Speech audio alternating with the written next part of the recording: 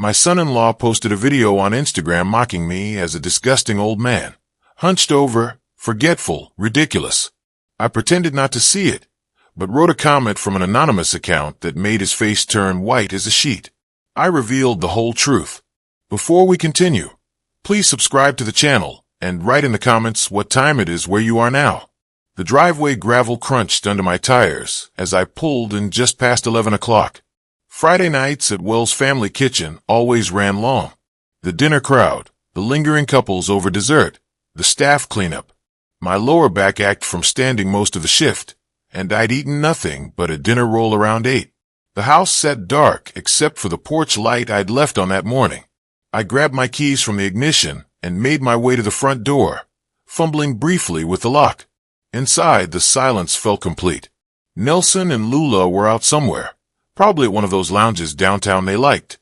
I dropped my jacket over the hall chair and kicked off my shoes, without untying them, leaving them crooked on the mat.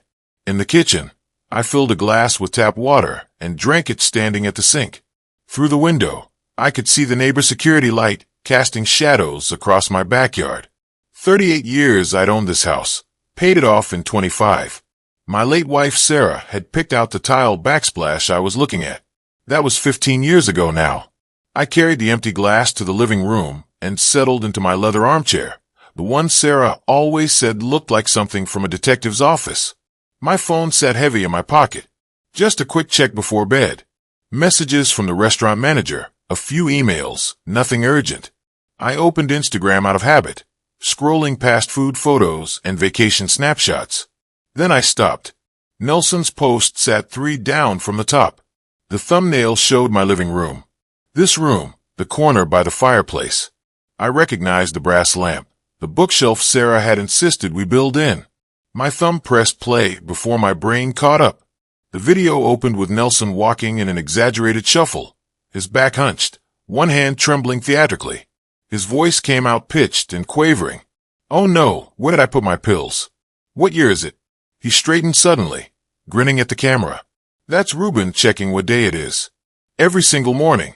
The camera panned across my living room as Nelson continued. "Welcome to the museum, folks. Everything here is from 1987. The disgusting old man won't update anything because he's stuck in the past, just like his brain." He picked up the remote control from my side table, the universal one I'd finally figured out how to program. "Look at this ancient technology. But he thinks he's a genius for working this thing." The view count sat at 2,000. Posted 6 hours ago while I was expediting orders in a kitchen I'd built from nothing. 300 likes. Dozens of comments with laughing emojis. I set the phone face down on the side table. My hands wanted to shake, but I held them steady. Outside, a car passed, its headlights sweeping across the ceiling. I stood and walked to the front window, looking out at the empty street. The Hendersons across the way had their television on. I could see the blue flicker through their curtains. This man lived in my house. I'd co-signed his car loan 2 years ago when the bank wouldn't approve him a loan. I'd bought groceries when they were short, given them the master bedroom because it had the attached bath, and Lula mentioned Nelson liked long showers. I returned to the chair and sat with my spine straight, hands flat on the armrests. The phone stayed face down. Whatever I did next needed to be right, not fast. Anger would make me sloppy. I'd seen enough failed businesses to know that heated decisions led to permanent mistakes. 45 minutes passed, maybe an hour. I heard the car pull up outside, heard their voices carrying across the lawn. Laughter. I stood smoothly and walked to the kitchen, filling the kettle at the sink. By the time their key turned in the lock, I had 2 mugs out and was measuring honey into mine. "Hey, Ruben, you still up?" Nelson's voice came from the entryway, cheerful and easy. I kept my tone level, almost bored, just making some tea. Long day at the restaurant. Lula appeared in the kitchen doorway, her jacket still on. She looked tired but relaxed. How was the dinner rush? Steady, the usual Friday crowd. I stirred the honey, watching it dissolve. We grabbed food out. Nelson leaned against the counter, scrolling his phone with his thumb. "Didn't want to bother you for cooking." I glanced up at him, let myself smile slightly. How considerate. Lula moved closer, studying my face. She had her mother's eyes, The same way of looking that suggested she could read thoughts. You look tired, Dad. You should get some rest. I will. I look between them, taking in Nelson's relaxed posture, his easy grin. You two have a good evening. Nelson's smile widened. Great evening. Really great. Something in his tone. I turned back to my tea. I'm glad someone's having fun. Don't stay up too late. Lula squeezed my shoulder briefly as she passed. Good night. Good night. Their bedroom door closed. I heard muffled conversation, then quiet. I finished my tea standing at the counter, rinsed the mug, placed it in the dish rack. The house settled around me with its familiar creaks. In my bedroom, I lay on top of the covers, still dressed. Sleep felt impossible. My mind worked through what I'd seen, what it meant. 30 years building that restaurant from a small cafe to a full dining establishment. Gave them a home when Nelson lost his apartment. This was respect now. Public mockery.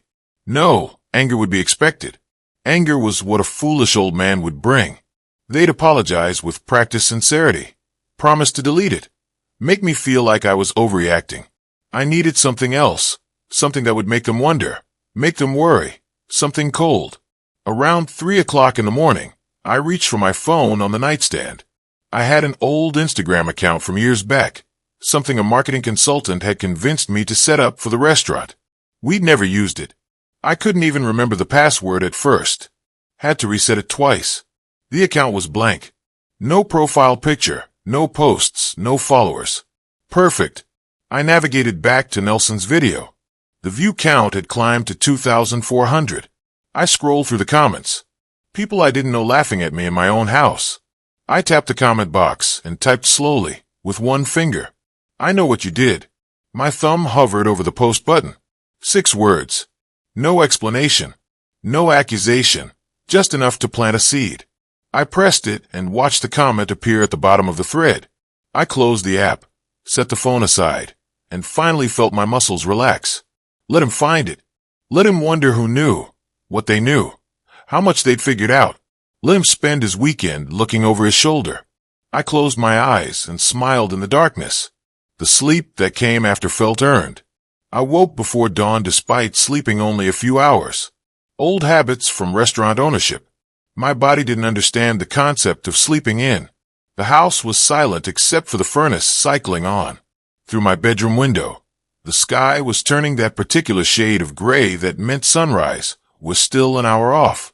I dressed in my usual clothes, khakis and a button-down, and made my way to the kitchen. The coffee maker gurgled as it worked. I pulled out the newspaper from the front porch, still wrapped in its plastic sleeve, and spread it across the kitchen table. Around 8, I heard movement from their bedroom. The bathroom door closed. Water ran. I turned to the sports section, reading about the Blazers' latest loss, without really absorbing any of it. Nelson appeared in the kitchen doorway, already dressed, which was unusual for a Saturday. His phone was in his hand, thumb moving across the screen. His face had less color than normal. I glanced up briefly. Morning. Sleep well? Yeah, fine. You? His eyes stayed on his phone like a rock. I was exhausted after the restaurant. I folded the sports section and reached for the local news. Coffee's fresh if you want some. He moved to the counter, still staring at his screen. His hand shook slightly as he poured, spilling a few drops on the granite. He grabbed a paper towel and wiped it quickly. Lula emerged a few minutes later, her hair pulled back in a ponytail. She looked from Nelson to me, her expression shifting to something concerned. Nelson, you okay? You look pale. I'm fine. His voice came out too quick. Just checking messages. I kept my tone casual, conversational. Anything interesting online these days? No. He finally looked up, meeting my eyes for half a second. Nothing, just the usual. The morning stretched out with uncomfortable quiet. Nelson kept checking his phone every few minutes. At one point, Lula put her hand on his arm. You've checked that phone 50 times today. What's going on? Work stuff. You know how it is. You don't have work. You're a content creator. His jaw tightened. Exactly. Content needs constant monitoring. This isn't normal monitoring. Lula's voice dropped lower. Did something happen? I said it's nothing. Drop it. I stood and carried my coffee mug to the sink, rinsing it carefully. Through the window, I could see Mrs. Henderson putting out her garbage cans. Normal Saturday morning, completely routine. I spent the afternoon doing yard work, trimming the hedges out front, pulling a few weeds from the flower bed Sarah had planted. The Mitchells from next door waved as they left for somewhere. I waved back. Just another Saturday in Laurelhurst. Inside, I could see Nelson through the living room window, pacing while he talked on his phone. Lula sat on the couch with her laptop. Everything appeared normal from the outside. By Sunday morning, I had a plan. I mentioned over breakfast that I needed to go to the restaurant for a few hours. Lula looked up from her toast on Sunday. Don't you have managers for that? Some paperwork I prefer to handle myself. Quarterly reviews. I picked up my keys from the counter hook. I'll be back for dinner. Any requests? Nelson barely glanced my way. Have fun with that. We can figure something out, Lula said. Don't worry about us. The drive downtown took 15 minutes. Wells' family kitchen sat on a corner in the Pearl District, the windows dark since we were closed Sundays. I parked in my spot around back and let myself in through the employee entrance. Diane Foster was already in my office when I arrived. She'd been my bookkeeper for 12 years, ever since her previous accounting firm downsized. She looked up from the computer screen, her reading glasses perched on her nose. Thank you for coming in on your day off. You sounded serious on the phone yesterday. She gestured at the chair across from my desk. What's this about? I sat down and folded my hands. I need you to check every transaction Lula touched. Every single one. Diane's expression shifted from curious to concerned. Reuben, are you sure you want to know? I'm certain. Start with the last 2 years. If I find something, document everything. Print everything. Tell no one. She turned back to the computer and opened our accounting software. I pulled my chair around beside hers so I could see the screen. The office felt smaller with both of us crowded around the desk. For the next several hours, we worked through transaction records. Diane's finger traced across the screen, pausing occasionally. This one, she'd say. Then 5 minutes later, this one too. A pattern emerged. Payments to something called Apex Marketing Solutions marked as consulting fees. Cash withdrawals on Lula's card for business supplies that never appeared in inventory. Transfers that didn't match any vendor in our system. Diane printed each suspicious transaction. The stack of papers on my desk grew steadily thicker. Around 6 o'clock in the evening, she leaned back and removed her glasses, rubbing the bridge of her nose. Reuben, this company, Apex Marketing Solutions, it doesn't exist. I checked the business registry. Nothing. How much? She looked at her notepad, where she'd been keeping a running total. 47,000 so far. Maybe more if I keep looking. I sat very still, absorbing the number. Not an accidental zero added to an invoice. Not a confused transaction. Systematic, organized, deliberate. That's enough. I reached across and closed the accounting software. Lock these files. Password protect them. What are you going to do? What I should have done years ago. Pay attention. After Diane left, I sat alone in the office with the printed evidence spread across my desk. The numbers didn't lie. $47,000. Money I'd earned through early mornings and late nights, through burned fingers and aching feet, through 20-hour days when we first opened. I picked up my phone and scrolled through my contacts to Lula's name. My finger hovered over the call button. Then I set the phone down. Not yet. Not while I was still figuring out the full picture. I gathered the printouts, squared the edges, and locked them in my desk drawer. The office lights went off with a click. I walked through the dark restaurant to the back door, checking that it locked behind me. In my car, I sat with my hands on the steering wheel. Engine off. The parking lot was empty, except for a delivery truck parked across the street. Above me, the sky had turned deep purple with approaching night. The video hadn't been just cruelty. It had been contempt. The kind of contempt that came from feeling superior to someone, from thinking they were too stupid to notice. They'd mocked me while stealing from me. They'd laughed while robbing me blind. I started the engine and drove home through the quiet streets. Monday morning, I woke before Nelson and Lula stirred. I made my coffee, read the news, waited until 8 o'clock. Then I took my phone to the bedroom and closed the door. The law firm's website had listed their phone number at the top. I dialed and waited through 2 rings. Huang and Associates, how may I help you? I need to schedule a consultation with Mr. Hang. Of course. May I ask the nature of the consultation? Asset protection and family law matters. I have Tuesday at 10 o'clock. Does that work for you? Perfect. Reuben Wells, WLs. We'll see you then, Mr. Wells. I ended the call and deleted it from my recent list. Then I opened my calendar app and added the appointment under a simple note. Dentist. Let them see it if they looked. Let them think nothing was happening. I opened the bedroom door and returned to the kitchen, where Nelson sat at the table with his phone. He looked up briefly, his expression guarded. Morning, I said, pouring another cup of coffee. Looks like good weather today. He nodded and went back to his screen. I picked up the newspaper and turned to the business section, reading about quarterly earnings and market trends. While the house settled into its usual Monday morning routine, everything appeared completely normal. Monday crawled by with deliberate normalcy. I kept to my routine at the restaurant. Inventory checks, staff meetings, reviewing next week's reservations. When I came home that evening, Nelson barely looked up from his laptop. Lula asked how my day went. I said fine. Everything felt staged. A play where only I knew the real script. Tuesday morning I woke before the alarm. The house was silent. That particular quiet of early hours, when even the walls seemed to hold their breath. I dressed carefully, pressed khakis, a button-down shirt in navy blue, no tie. Business serious, not funeral serious. In my bedroom, I spread the documents across my desk. Diane's audit printouts, bank statements with transactions highlighted in yellow, screenshots of the Instagram video saved to my phone, then printed. I organized everything into a leather portfolio, the one Sarah bought me when we opened the restaurant. Some things deserved proper presentation. Downstairs, Nelson sat at the kitchen table with a bowl of cereal, scrolling through his phone with his free hand.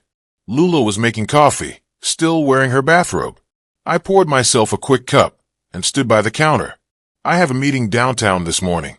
Lula glanced over her shoulder. What meeting? Everything okay? Tax planning. The accountant wants to review some things before next season. I kept my tone flat. Bored even. Nothing exciting. Nelson didn't look up. Sounds thrilling. Most responsible things are. I rinsed my cup and set it in the sink. I'll be back this afternoon. Don't let them sell you some complicated scheme, Dad. Lula turned back to her coffee. Those people always try to overcomplicate things. I picked up my briefcase and keys. I never agreed to anything I don't fully understand. The drive downtown took 15 minutes through morning traffic. Victor Huang's office occupied the 7th floor of a steel and glass building in the Pearl District.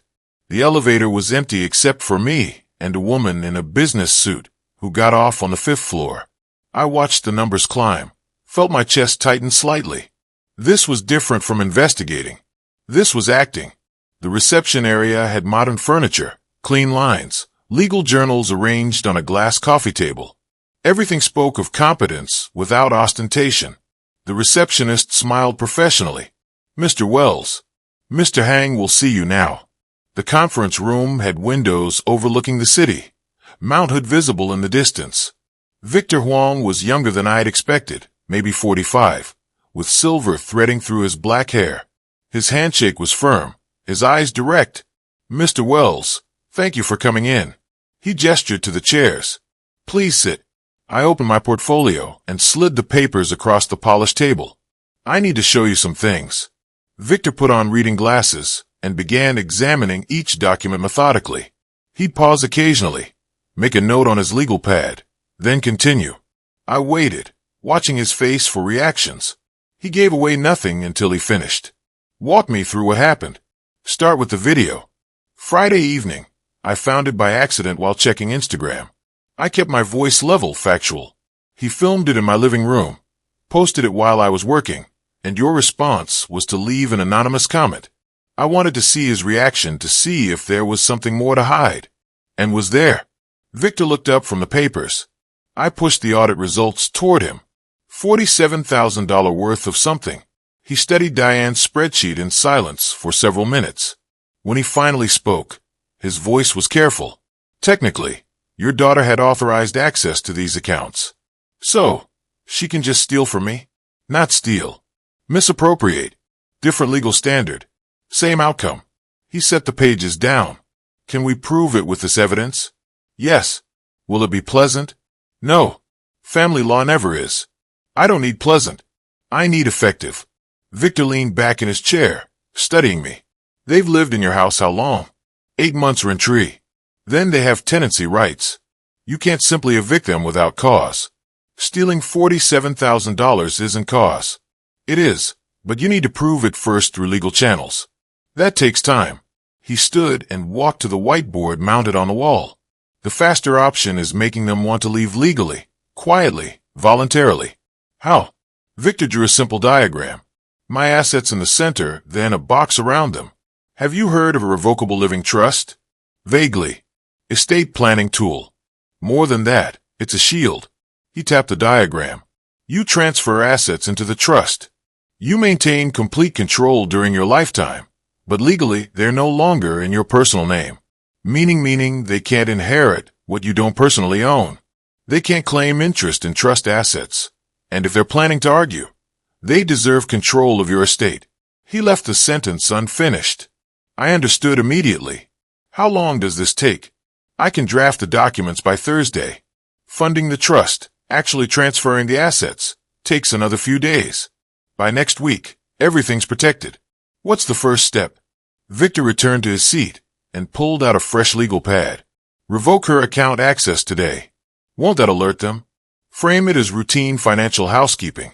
Bank security requirements. Tax optimization. Any of those? He wrote something down. If they're innocent, they'll accept it. If they're guilty, they'll panic quietly. Either way, we learn something. Exactly. Victor looked up and in Reuben, record everything from now on. Oregon is a one-party consent state. You don't need their permission. We spent another 30 minutes discussing details. He'd have trust documents ready for review by Friday. I should change all passwords immediately, document every interaction, keep detailed records. If they didn't leave voluntarily, we'd have everything ready for formal eviction proceedings, backed by fraud evidence. When I stood to leave, Victor shook my hand again. One more thing. Keep the original audit documents somewhere secure. Make copies. One set here, one somewhere safe that they can't access. What about involving the police? Not yet. We build the complete case first. Then we decide how to use it. I drove home through midday traffic, but my mind was already 3 steps ahead. First the passwords. Then dinner tonight, when I'd make the announcement. Let them wonder. Let them test the locks and find everything sealed. Back home, their car was gone. Perfect. I went straight to my office and opened my laptop. Bank websites first. Personal checking, savings, the business accounts for the restaurant. Each password change felt like closing a door. 45 minutes later, I had a list of new passwords locked in my desk drawer. By evening, I prepared dinner. Nothing fancy, just roasted chicken and vegetables. I set the table deliberately. 3 places. When I heard their car in the driveway, I was in the kitchen stirring gravy. The picture of domestic routine. Dinner in 20 minutes. I called out when they came in. Can you both join me? It wasn't quite a request. We sat at the dining room table, plates full, the evening light slanting through the windows. For several minutes, we ate in normal, quiet forks, scraping plates, the small sounds of a meal shared by people who'd done this countless times before. I set my fork down midway through, leaned back slightly in my chair. I met with my financial advisor today. She had some interesting suggestions. Lula looked up. Oh, what about security? Mostly. Apparently, I've been too casual with account access and passwords. I kept my tone conversational, almost apologetic. Banks are cracking down these days. Nelson nodded, still chewing. That's smart. Identity theft is everywhere. Exactly. I picked up my water glass, took a sip. So, I've updated everything, changed all my passwords, tightened access controls. Lula, you won't need to worry about my accounts anymore. Her fork stopped halfway to her mouth. Wait, what? But I was helping you, and I appreciate that, but I've got handled now. I resumed eating as if the matter was settled. This seems really sudden, Dad. Her voice had an edge. Is something wrong? Nothing's wrong, just routine maintenance. But what if you need help with something? Nelson reached over and touched her arm. Lula, he's 63, not 93. He can manage his own accounts. He looked at me, his expression understanding, supportive even. Makes perfect sense, actually. My dad does the same thing every few years. Thank you, Nelson. That's exactly right. Lula set her fork down completely. I just thought I was being helpful. You were. Now you don't have to be. I met her eyes steadily. Consider it one less thing to worry about. The rest of dinner passed with stilted conversation about nothing important. When they excused themselves to their room, I cleared the table slowly, listening to their muffled voices through the wall. I couldn't make out words, but I didn't need to. I could imagine the conversation perfectly. Her confusion, his reassurance. Both of them probably already testing whether she could still access anything. She couldn't. Every door was locked. Wednesday unfolded with careful observation. I went to the restaurant as usual, worked through inventory and payroll, but part of my mind stayed home. Were they trying the accounts, finding the walls I'd built? By the time I returned that evening, the atmosphere had shifted. Nothing obvious. They still said hello, still moved through the house with familiar ease, but something underneath had changed. The comfort was gone. Thursday morning, my phone rang while I was reviewing prep lists in the restaurant kitchen. Diane's name on the screen. I finished the complete review. You need to see this. I met her in my office 20 minutes later. The door closed, window blinds drawn. She stood when I entered, her face serious in a way that made my stomach tighten. Sit down, Reuben. That bad? She slid a spreadsheet across my desk. It's worse. $70,300 total. The number hung in the air between us. I picked up the paper, scanned the columns. How? The marketing company payments we found initially, plus systematic cash withdrawals on the emergency card you gave her. Diane sat down across from me. I went back further. It's been going on for 2 years, almost to the day they moved in. 2 years. I set the paper down carefully, steady and systematic. This wasn't impulsive, Reuben. This was planned. She opened a folder and spread out more documents. Look at the pattern. Withdrawals every 2 weeks. Always just under reporting thresholds. Payments to Apex Marketing Solutions, monthly like clockwork. Even the amounts varied slightly. Nothing so consistent it would trigger automatic fraud detection. I studied the evidence laid out before me. Each entry was another small cut, another moment of theft while I worked or slept or trusted. Make 3 copies. Perfect copies. Already done. 1 for you. 1 secured offsite. 1 for your attorney. Thank you, Diane. I looked up at her. Not just for this, for everything. I've worked for you 12 years. You've always been fair, always been honest. She closed the folder. Whatever you're planning to do about this, I'm here. By early afternoon, I was back in Victor's office building, riding the elevator up with the expanded evidence folder in my briefcase. This time we met in his personal office, smaller and more efficient than the conference room. He opened the folder, began reading. After the second page, he let out a low whistle. This changes everything. This is serious criminal fraud. What are my options? Civil suit for restitution, criminal charges, or both? Victor set the papers aside and looked at me directly. Civil is faster, lower burden of proof, but recovery isn't guaranteed. Criminal is slower, higher stakes, but the accountability is real.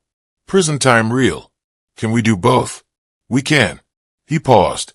But are you ready for that level of confrontation with your daughter? I thought about the video. About 2 years of systematic theft. About them living in my house, eating my food, planning to take more. She made her choice. I'm making mine. Victor nodded slowly. Then we proceed on both tracks. I'll continue with the trust documents that protect your assets going forward. Simultaneously, we compile everything for the district attorney. Let them decide on criminal charges. When can we move? Trust documents are ready for your review tomorrow. The criminal complaint will take another week to prepare properly. He made notes on his pad. In the meantime, keep documenting. Keep recording if possible. The more evidence of ongoing intent, the stronger both cases become. I drove home as the afternoon light turned golden. In my study, I reviewed my notes, thought through the next steps. My phone buzzed. The family group chat. Nelson's name appeared first. "Hey, Ruben. Maybe we should talk about the future." A second message followed. "You're 63. Might be time to think about transitioning things to us." I stared at the screen. The audacity was almost breathtaking. Stealing for 2 years, and now asking for control of what remained. Lula's message appeared below. "Dad, Nelson has some good ideas about the restaurant. We could really help." I set the phone down, walked to the window, looked out at the street where a neighbor was walking their dog, where life continued in its ordinary way. Picked up the phone again, reread the messages. 15 minutes passed before I typed my response. Let them wait. Let them feel the silence. Let's discuss this weekend. Saturday afternoon work. Nelson's reply came fast. "Perfect. We'll be ready," I murmured to the empty room. "So will I." That night, lying in bed with the house quiet around me, I thought about Saturday. They'd be preparing their pitch, their arguments for why they should take over, practicing their reasonable voices, their concerned faces. They had no idea I'd already seen behind the mask. No idea the evidence was documented, copied, secured. No idea that tomorrow I'd sign documents placing everything beyond their reach. Let them prepare. Let them hope. The trap was already built. They just hadn't felt it close yet. Friday morning arrived with clear skies and sharp purpose. I drove downtown to Victor's office, the trust documents waiting in his conference room like a treaty ready for signing. The notary was already there when I arrived, a professional woman in her 50s, with reading glasses on a chain around her neck. "Mr. Wells," Victor gestured to the chair. "Everything's prepared." The papers spread across the table told a simple story in legal language. The Wells Family Trust, naming me as trustee with complete control during my lifetime, and Portland Food Security Fund as beneficiary after my death. Not a word about Lula, not a mention of Nelson. "Sign each page where marked," Victor said, sliding a pen across the polished wood. I read every line. Not performing now, actually reading. When I reached the beneficiary clause, I paused, making sure it helps people who actually need it. Noble choice and absolutely airtight legally. Victor watched me sign our Wells. Wells. Wells. The notary added her stamp with practiced efficiency. The sound of it final and official. "As of now," Victor said as he gathered the documents into a folder. "Legally, you don't personally own these assets. The trust does." I drove home with a copy in my briefcase, feeling the weight of doors closing behind me. Everything protected, everything beyond their reach. Time for the next phase. That afternoon, I walked into the kitchen and stopped mid-stride. Lula was there making coffee, and I let my face go blank, puzzled. "Dad." She sat down the mug. "You okay?" I came in here, for I touched my forehead. What did I need? She approached slowly, concern written across her features, or a good imitation of it. "What do you need?" "I can help." "Water." "Yes." I looked around the kitchen as if seeing it for the first time. "The glasses are." "Where do we keep glasses?" "Same place they've always been." She opened the cabinet, handed me one. "Are you feeling all right?" "Just tired." I filled the glass, drank slowly, shuffled out of the room. Behind me, I heard her pull out her phone. Throughout the afternoon, I sprinkled in small moments of confusion, asked Lula what day it was, couldn't find my phone. It was in my pocket. Repeated a question about the restaurant that I'd asked 10 minutes earlier. Each time, I watched her watch me. Each time, I saw something shift in her expression. Not worry, calculation. After dinner, they retreated to their bedroom. I positioned myself in the hallway, ear close to their door. The wood was thin, old house construction. Their voices came through muffled but excited. "Getting worse," Nelson's voice. "Sooner than we thought," Lula replied. "Doctor evaluation conservatorship." I stepped back quietly, returned to my room. They weren't concerned family members. They were strategists adjusting their timeline. Perfect. Saturday morning, I escalated. At breakfast, I looked at Lula with genuine confusion on my face. "Wait, the restaurant is closed today." "No, Dad. You're open today." "Closed Sundays, remember?" Right. Sundays. I nodded slowly, but let uncertainty linger in my eyes. Have I always been closed Sundays? She exchanged a glance with Nelson. He was barely suppressing a smile. As long as I've known you, she said gently. 10 minutes later, after finishing my toast, I asked again. So, we're closed today. Her pen paused over her phone screen. She was taking notes now, documenting, building her case, while I built mine. That afternoon, she sat beside me on the couch and took my hand. Dad, I've been thinking. Maybe we should schedule a checkup. Just routine. Do I need one? I feel fine. You've been forgetting little things. It's probably nothing, but let's be sure. Her voice was soft, concerned, almost convincing. Forgetting things like what? Like this morning. The restaurant schedule you asked 3 times. I let worry cross my face. I did. I don't remember that. That's exactly why we should go. Just to be safe. All right, if you think it's best. I squeezed her hand, played the vulnerable father. Inside, I was marking every word, every false note of concern. My phone buzzed later that afternoon. Text from Victor. Trust fully funded. All transfers complete. You're protected. I deleted the message immediately and felt something settle in my chest. The house, the restaurant, the accounts, all of it now in the trust. Untouchable. Let them plot. Let them scheme. They were fighting over something that no longer existed. Sunday morning, I carried a folder of papers to the dining table. Just reviewing some restaurant paperwork. I said to no one in particular. I set it down while I went to get coffee. Documents clearly visible. Victor Huang's letterhead, the word trust prominent on the top page. Go and take a shower, I announced, and went upstairs, but I stopped at the top position where I could see the dining room reflected in the hallway mirror. 5 minutes. That's how long Nelson lasted. I watched him glance toward the stairs, then move to the table. He opened the folder quickly, his face going pale as he read. His phone came out. Flash off. Quick photographs of each page. He closed the folder, but put it back wrong. Different page on top. Amateur. He went straight to their bedroom and closed the door. I showered, dressed, came back downstairs. The folder sat exactly where I'd left it, exactly as Nelson had replaced it. I picked it up casually and returned it to my study.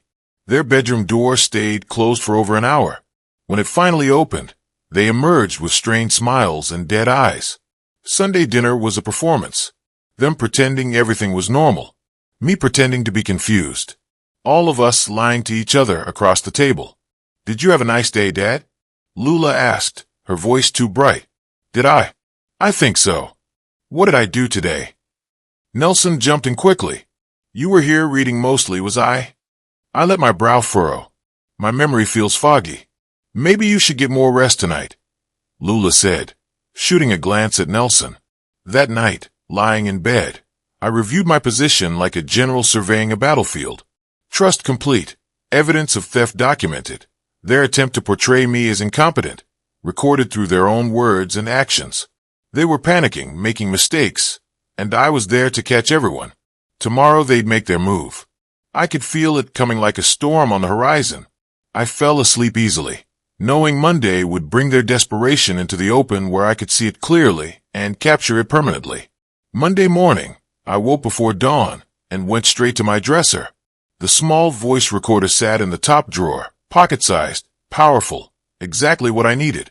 I pressed record and spoke softly. Testing Monday morning. The playback was crystal clear. I slid it into my shirt pocket and clipped it inside, then practiced normal movements, sitting, standing, reaching. The device stayed invisible, silent. Oregon's one-party consent law meant I didn't need their permission to record. Every word they said to me would be evidence.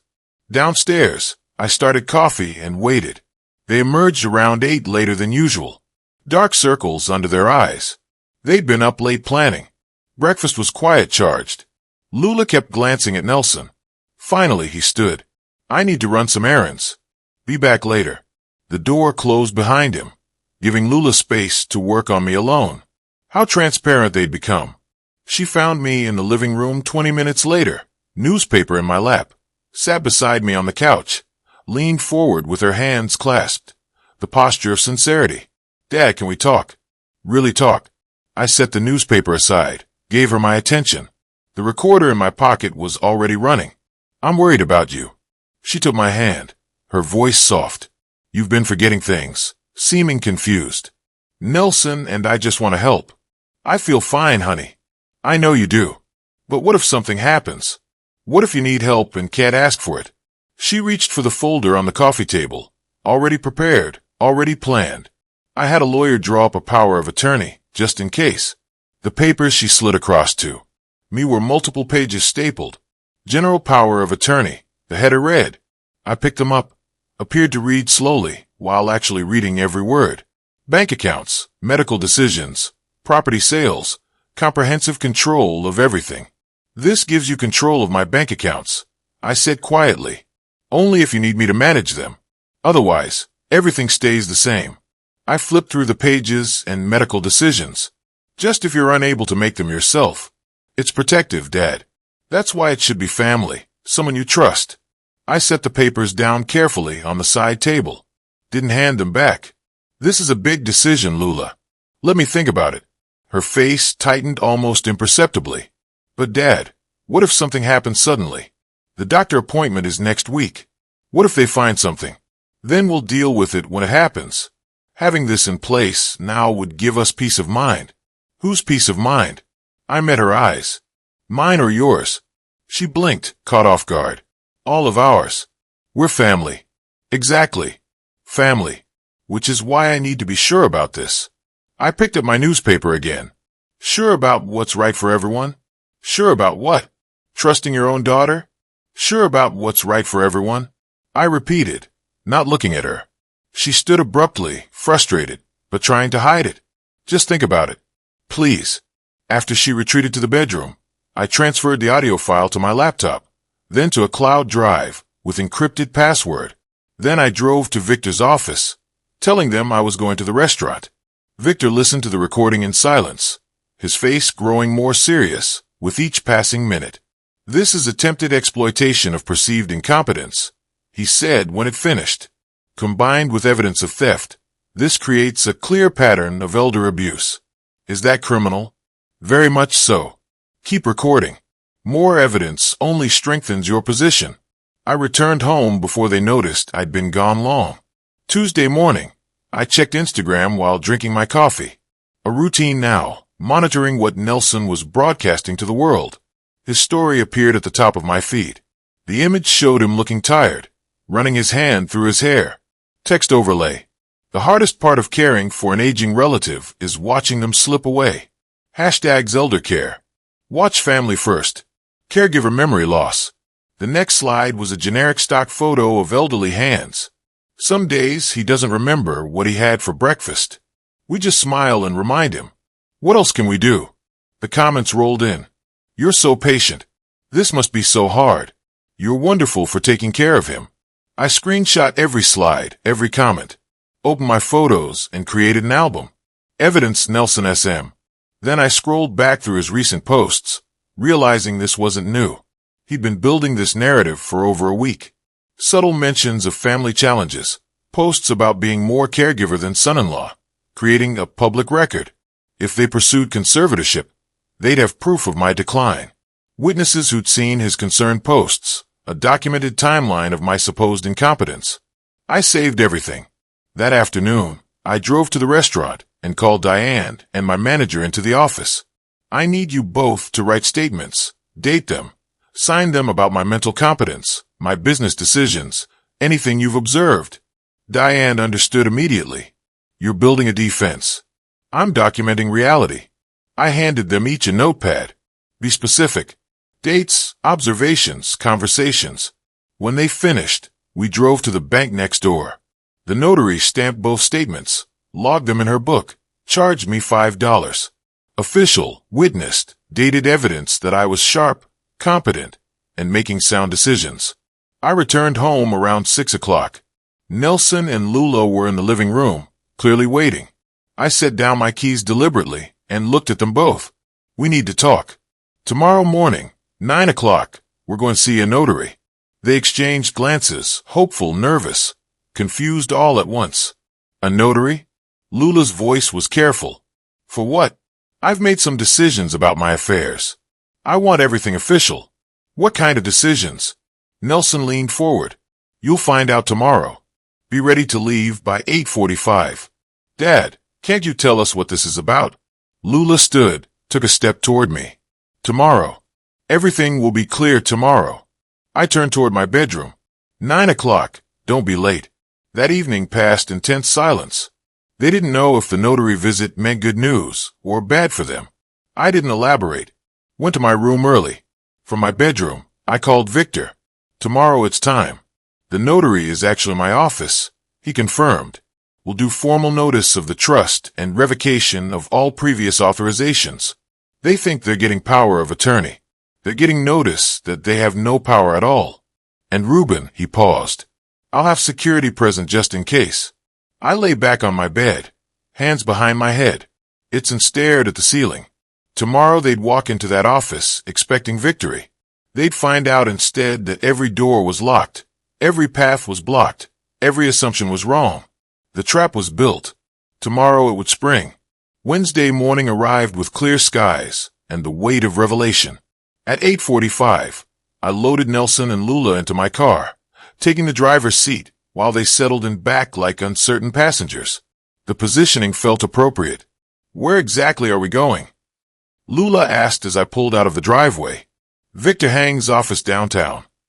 Nelson leaned forward. Your attorney? I thought this was just a notary. Victor arranged the notary. Everything needs to be official. I kept my eyes on the road, navigating familiar streets toward the Pearl District. The parking garage was nearly full. We rode the elevator in silence, just the mechanical hum and the counting floor numbers. 7. The doors opened to Victor's reception area. His assistant greeted us with professional warmth. Mr. Huang is expecting you. Conference room be down the hall. Victor stood when we entered, gesturing to the chairs across from him. A notary sat to his right, stamp and logbook ready. Another person, a paralegal perhaps, occupied a chair against the wall. The table held neat stacks of documents. Good morning. Please, everyone sit. I took my seat confidently. Nelson and Lula sat together, united front already crumbling as they registered the formal atmosphere. Victor slid a document across the polished wood. We're here to formalize the Wells Family Trust and make official declarations. I picked up the pen he offered. Read the indicated lines aloud for the record. I, Reuben Wells, hereby transfer all personal assets into the Wells Family Trust, effective immediately. My signature followed, clear, deliberate. The notary's stamp made 3 solid thumps across the pages. All my assets are now in this trust, I said, looking directly at Nelson and Lula. The restaurant, the house, bank accounts, everything. Lula found her voice first. What does that mean? It means after I die, it all goes to Portland Food Security Fund, a charitable organization that actually helps people. I let that settle. I'm also formally revoking any previous promises or understandings about inheritance. Nelson's face had gone pale. You're leaving everything to charity? That's correct. I leaned back, the document signed and sealed. Now, there's something else we need to discuss. I commissioned a complete audit of the restaurant finances. Why would you do that? Lula's voice had risen half an octave. Because I wanted to understand where money was going. I nodded to Victor, who produced a thick folder. $70,300 missing. Over 2 years, the color drained from both their faces. Diane found payments to a fake marketing company. Your company, Nelson, Apex Marketing Solutions, doesn't exist. She also found systematic cash withdrawals on the emergency card. I kept my tone conversational, almost pleasant, all documented, all traceable. There must be some accounting error, Nelson managed. No error. We have the bank records. The shell company registration uses your email address. I slid copies of the evidence across the table. We even have the Secretary of State's search showing no such business exists. Dad, I can explain. Lula started. Don't. The single word stopped her. Diane triple-checked. Victor verified.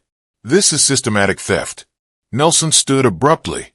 I don't have to sit here and be accused. Victor's voice cut through calm and firm. Actually, Mr. Nelson, you do. Please sit down. The security guard at the door. I hadn't mentioned him explicitly, but he'd been there the whole time. Shifted his weight slightly. Nelson noticed and sat. "We're your family," Lula tried, her voice breaking. "Family doesn't steal. Family doesn't mock. Family doesn't plot." I gathered my copies of the documents. "We're done here. The trust is complete. The evidence is documented. You've been formally notified."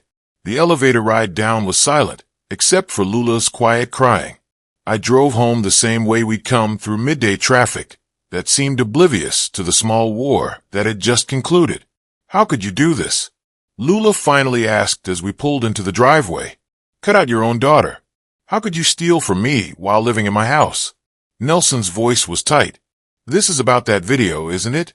This is about who you really are, both of you." We entered the house and immediately scattered. Me to my study, them to their bedroom. Doors closed throughout the house like sequential detonations. The afternoon passed in cold silence, everyone in separate corners. Around 4, I heard their voices pick up through the baby monitor app I'd installed in their room days ago. I put in my earbuds and listened. "He's bluffing." Nelson's voice came through clear. "If he had real proof, we'd already be arrested. What do we do?" Lula sounded desperate. "We file with Adult Protective Services. Tomorrow morning, first thing." "On what grounds?" "Dementia, memory loss, dangerous to himself." Nelson's voice gained confidence as he explained. "We emphasized last week's confusion. My Instagram posts establish a timeline of decline. If APS investigates and assigns a conservator, we can challenge everything he signed today. Will that work? It's our only shot. Once he's declared incompetent, every document he signed becomes questionable." I stopped the recording and saved the file. Wednesday evening APS plan. Then I called Victor and left a message. "They're going to APS tomorrow. Be ready." I lay in bed that night feeling no anger, no satisfaction, just cold certainty. They'd handed me exactly what I needed. Tomorrow they'd make their move, and I'd be 3 steps ahead, waiting. Thursday morning, I watched from my bedroom window as Nelson left the house, with unusual purpose. 8:30. No explanation to me. Just a brief word to Lula that I couldn't hear. I knew exactly where he was going. I called Victor immediately. He just left. Heading to Adult Protective Services, I'd wager. Let him file. We're ready with counter-documentation. His voice was calm, assured. You'll get notification within 48 hours. I'll be ready. I spent the morning at the restaurant maintaining normally. Diane met me in the office. Everything documented and backed up. She patted the lock file cabinet. 3 copies completely secure. By afternoon, my phone chimed with an automated message. An investigation has been opened regarding your welfare. An investigator will visit within 48 hours. Perfect. Thursday evening, Nelson returned looking smugly satisfied. At dinner, he made small talk and watched me carefully, looking for signs of worry. He found none. I ate slowly, asked about their day, commented on the weather, gave him nothing. That night, I organized my evidence on the desk, financial records, trust documents, audit results, and my phone with its recordings. Everything labeled, everything accessible. I set out my medications, my balance checkbook, my appointment calendar. Then I went to bed early and slept soundly. Friday morning at 10 o'clock, the doorbell rang. The woman who stood there was professional, late 50s, with kind eyes and a clipboard. "Mr. Wells, I'm Gloria Martinez from Oregon Adult Protective Services. I've been expecting someone." I shook her hand firmly. "Please come in." Her eyebrows rose slightly. "You were expecting us?" I overheard the plan to file a complaint. "My son-in-law and daughter." I gestured toward the living room. "I'll explain everything." Nelson and Lula emerged from their bedroom as Gloria and I settled into chairs. They hovered in the hallway watching. "Can we speak privately?" Gloria asked. "The living room is fine. They can hear." She began with standard questions. "Can you tell me today's date?" "Friday, August 29th, 2025. "Who is the current president?" "Donald Trump inaugurated this past January." "What did you have for breakfast?" "Oatmeal with blueberries." "Coffee black orange juice I made myself at 7:15 this morning, She asked me to solve simple math 17 asterisk 6 102, asked about current events. I discussed recent news, accurately gave details. Gloria made notes, and I could see her assessment forming. Then I said, may I show you why this complaint was filed, please? Do I retrieve the folder from my desk 2 weeks ago? I discovered $70,000 missing from my business account, stolen by my son-in-law. I slid the audit across to her. Here's the complete documentation. Her professional mask shifted as she studied the numbers. This is substantial fraud. Yes. 3 days after I confronted them, my daughter tried to get me to sign power of attorney. I showed her the document. Complete financial control. After I refused, this APS complaint was filed. Mr. Wells, these are serious allegations. I have more. I pulled out my phone. Oregon is a 1P party consent state. I legally recorded conversations. I played 30 seconds of Wednesday night. Nelson's voice explaining how an APS conservatorship could help them contest the trust. Gloria's expression hardened with each word. They explicitly planned to use adult protective services to gain financial control, while claiming concern for my welfare. Yes. She took extensive notes, photographed some documents. Finally, she stood. Mr. Wells, you are clearly competent, more organized than most people half your age. In fact, she called Nelson and Lula into the room. They came reluctantly, standing rather than sitting. I've completed my evaluation. Mr. Wells is fully capable and cognizant, but he's been confused, forgetting things constantly. Nelson protested. He just demonstrated perfect cognitive function. Gloria's voice had gone cold. Or you filed a false report, which is a serious matter. We were genuinely concerned. Lula tried. Concern doesn't usually involve planning to contest legal trusts. I heard the recording. Nelson's face went white. What recording of you discussing this exact strategy before filing? Mr. Wells has documented everything. He recorded us without permission. Lula's voice rose. Which is legal in Oregon, Gloria said firmly. Filing false APS reports is not. They waste resources and can constitute harassment. She handed me her card. My report will show no cause for concern. You have the right to file counter complaints. You may also want to pursue civil remedies for the financial issues. After Gloria left, the house felt explosive. You recorded us? Lula's face was red. In our bedroom in my house, using legal means permitted by Oregon law. Nelson tried anger. This is some kind of setup. Instrument documentation, not entrapment. I pulled out my phone again. Would you like to hear more? I have hours. I played another clip. Their voices from Wednesday night. Nelson saying, if APS assigns a conservator, we can contest the trust. Their shock was almost comical. The social worker found me completely competent. I said quietly. She was less impressed by your motivations. I stood, faced them both. You filed a false complaint to gain control of assets you'd already stolen from. You documented your own conspiracy. We can explain everything, Nelson started. Save your explanations. I walked toward my study. You have choices to make. Make them soon. I closed the door behind me, leaving them standing in the wreckage of their own plan, with nothing left but decisions they should have made weeks ago. Saturday morning, the house felt like a tomb. I stayed in my study with the door closed, listening to the sounds of careful movement, footsteps retreating when mine approached, doors closing when I entered shared spaces. We moved through the house, like ghosts avoiding each other. Around 11, a soft knock broke the silence. Come in. Lula entered alone, eyes swollen and red. Nelson hovered in the hallway behind her, visible through the half-open door.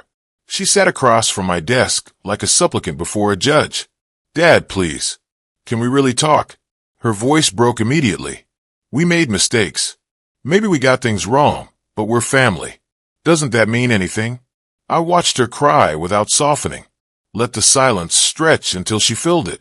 We were worried about you. Maybe we went about it wrong, but the concern was real. She reached across the desk. I didn't take her hand. Can't we just start over? Forget all this. Remember when I was little and you always forgave me? Family. I let the word hang between us. Family doesn't steal $70,000. Family doesn't mock me in videos posted for strangers. Family doesn't file false reports trying to have me declared incompetent. But Dad, I raised my hand. I'm not finished. You have 72 hours to leave my house voluntarily. After that, I file formal eviction proceedings and criminal charges. Her face went white. You're evicting your own daughter. I'm evicting tenants who committed fraud. That's how the law sees it. I opened a folder on my desk. 72 hours, 3 days. Take your belongings. Leave your keys. Where are we supposed to go? That's no longer my concern. You had 8 months rent-free. You should have savings. I paused. Oh, wait. You spent my money instead. She left crying. I returned to my papers. Sunday, I drove to the restaurant to give them space and to escape the suffocating atmosphere. While I worked through inventory reports, my phone rang 3 times. Victor checking in. 4th attorney called to verify your evidence. He said on the 3rd call. They withdrew representation. Good. They're running out of options, Reuben. That's the point. I returned home early evening to find them in the living room. Legal papers scattered across the coffee table. They'd been researching Oregon eviction law. Find anything useful? I asked from the doorway. Nelson looked up, jaw tight. This is vindictive. You're destroying your own family. No, you destroyed the family. I'm protecting what I built. I pulled an envelope from my jacket. Official 30-day eviction notice. Oregon law requires it. However, I'm offering an alternative. I set the envelope on the table. Leave voluntarily by Tuesday evening. Sign away any inheritance claims. In exchange, I don't file criminal charges. And if we don't sign, Nelson's voice was hard. 30-day eviction, police investigation, public trial. Your choice, but choose by Monday morning. Lula's voice was small. You'd really do that to your own daughter? You already did worse to me. Later that evening, after a silent dinner eaten in separate rooms, Lula found me in the study one final time. What if we pay it back? The money? Her voice was desperate. Last hope clinging. Pay it back with what? You spend it. We could get jobs, make payments. Over how many years? 10, 20? I shook my head. No, that ship sailed when you lied to Adult Protective Services. But it's not just about money anymore.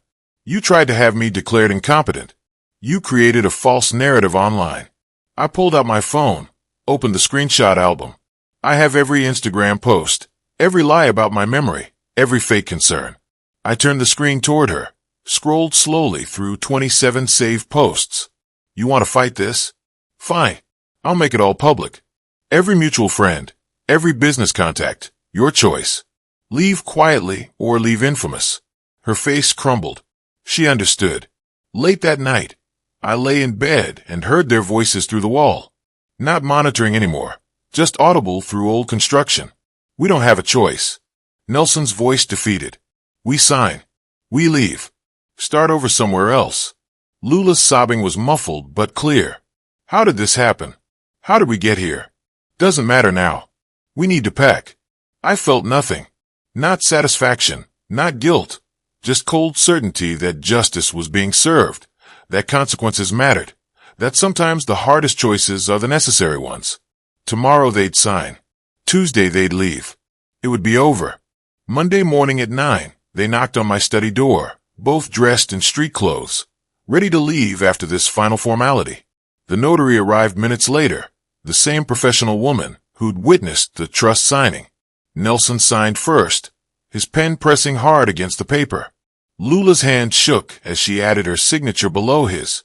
The notary stamped each page with efficient finality, closed her log book, and left with a professional nod. Silence filled the room after she departed. That's it.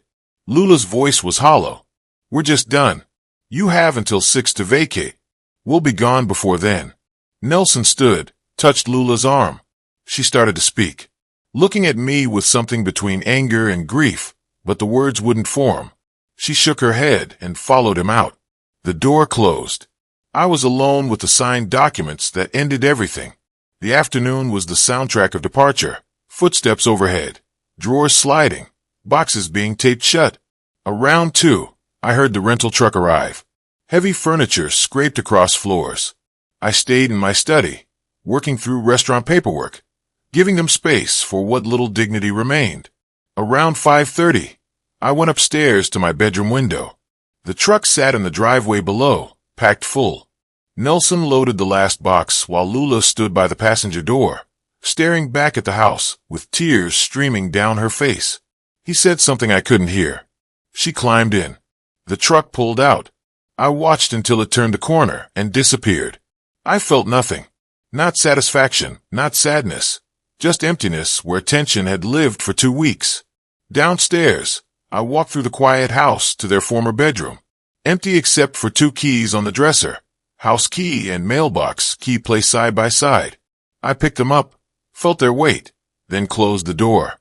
Tuesday morning, I woke to true silence. Made a single cup of coffee instead of a pot. Sat at the kitchen table in morning light with no voices from the other room. No careful choreography of avoidance. My phone chimed. Instagram notification. I searched for Nelson's account out of curiosity. User not found. He deleted everything. Couldn't face the exposure when people started asking questions about those concerned caregiver posts. I deleted my screenshots. Didn't need them anymore. At the restaurant, Diane noticed immediately. You look different. Do I? Lighter, like something lifted. She set an espresso on my desk. Whatever was weighing on you, it's resolved. Good. You've earned some peace. The day passed and blessed normally. Many reviews, supplier calls, greeting regular customers who'd been coming for years. This was my life. The business I'd built from nothing. The thing they tried to take. Still mine, still strong. After closing, I stayed behind while Diane finished paperwork. She brought me coffee before leaving, sat briefly. Everything okay, boss? I looked around the empty dining room. Tables I'd chosen, art I'd selected, reputation I'd built over 30 years. Yes, Diane. Everything's very okay now. She smiled, squeezed my shoulder, left me alone. I sat at my corner table, the one where I planned menus and dreamed about expansion. The coffee cooled while I thought about the last 2 weeks. Not revenge, restoration. They tried to take what I'd built. I'd simply defended it. Used their own weapons against them. Law, evidence, truth. I felt no guilt, no regret, just quiet satisfaction that justice worked when you documented everything and stayed 3 steps ahead. My phone lit up with my own email to Portland Food Security Fund. Would like to schedule a meeting to discuss Wells Family Trust and ways to maximize its benefit. I hit send. The trust had been a defensive tool. Now it could be something more. Help people who actually needed it. Better legacy than thieves deserved. I finished the coffee, turned off the lights, locked up, drove home through Portland streets with a clarity I hadn't felt in months. The house was dark when I arrived, but not lonely. My space again, my peace. Tomorrow, I'd meet with the charity director. Next week, I'd review restaurant expansion plans Diane had been urging. The future was clear now, unencumbered by people who'd seen me as a resource to exploit rather than a person to respect. I smiled, the first genuine one in 2 weeks. Not because I'd won some game, because I protected what mattered, because I'd stood my ground. Because sometimes the best revenge isn't making them suffer. Sometimes it's simply not letting them take what you earned, not letting them win. That's enough. If you like this story, please like this video, subscribe to the channel, and share your impressions of this story in the comments. To listen to the next story, click on the box on the right.